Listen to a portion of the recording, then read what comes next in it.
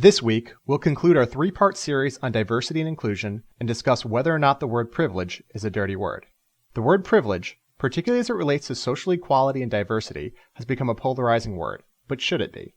Privilege in this context is defined as unearned access to resources or benefits available to some people as a result of their advantaged social group identities.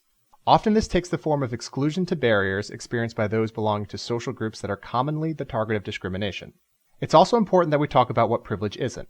The existence of privilege does not mean that successes and failures are only due to privilege. It does not mean that work ethic isn't still a critical component. Instead, privilege means that Tony, a white male, would likely experience fewer barriers in life than Ebony, a black female, even if they worked equally as hard in school and in their career.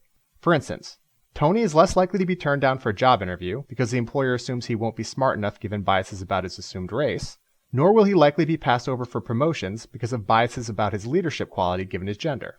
Sadly, a number of studies have shown the impact these biases, often implicit and unconscious, can have. This includes a Harvard study where 1,600 black and Asian applicants had their resumes whitened, changing their name to one more commonly associated to a white individual and removing any references to their race, which resulted in a callback rate for interviews more than doubling. Princeton also conducted a study in which 127 applications for a laboratory management position were sent to university professors. Applications were identical except for name, half with traditionally male names and half with traditionally female names. Professors were asked to rate the competence, hireability, and merit for mentorship, along with the proposed starting salary.